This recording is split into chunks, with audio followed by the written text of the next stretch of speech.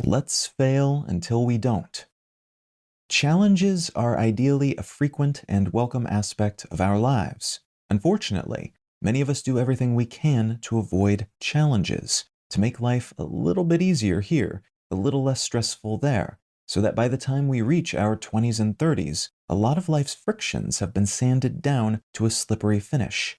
We may fail to realize that the frictions we're eliminating are what provide us with sufficient grip to reach our next destination. Without challenges, and without the drudgery and despair and pain and exertion that come with them, we are doomed to stay more or less the same as we are today, which is not ideal, as even when we kick a whole lot of ass, we're optimally always moving toward an even more ass-kicking version of ourselves. Of course, it's easier to theorize about challenges being useful than actually going out and finding, facing, and overcoming them. Most of us have been hardwired from a young age to approach challenges with fear and overwhelm. If we don't do well on our upcoming test, if we don't nail the interview, we will have subpar career options and insufficient money throughout our lives. For many of us, life is one monumental undertaking after another. Each endeavor is so pregnant with possibility and the potential for failure, it's no wonder we are hesitant to take up the reins of another, even if it might help us down the line.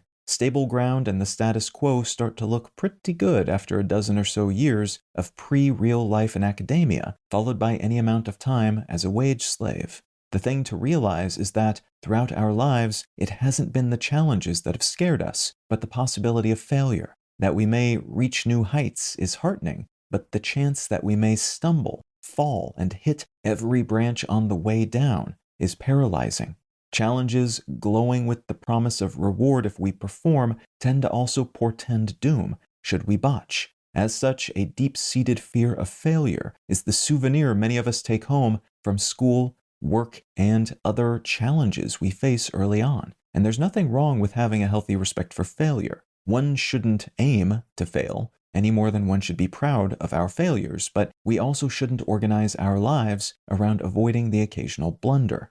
Settling makes for an exceedingly easy life, but not necessarily one anyone would envy. It's a default lifestyle, a vanilla fate. Far better to acknowledge failure for what it is, a step along the way towards success, or bare minimum, something more than failure. So long as you're willing to pick yourself up after a loss and get back in the race, there's nothing that can stop you from winning eventually. If you want something enough, the only person who can stand in the way of your someday success is you. Even if it might take a while, and even if you might have to struggle through more than someone else who aims to achieve the same.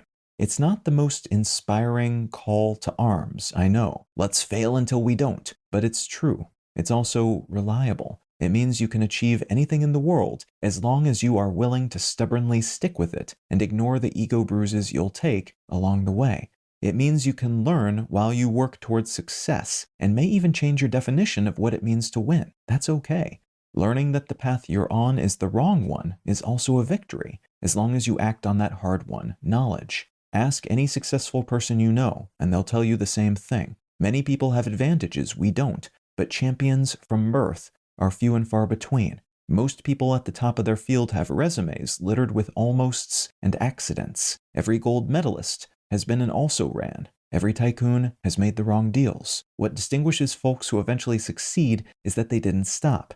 They didn't lose the first big race of their career and then hang up their running shoes. Living life to the fullest is not about winning every time and avoiding aspects of life that seem too onerous.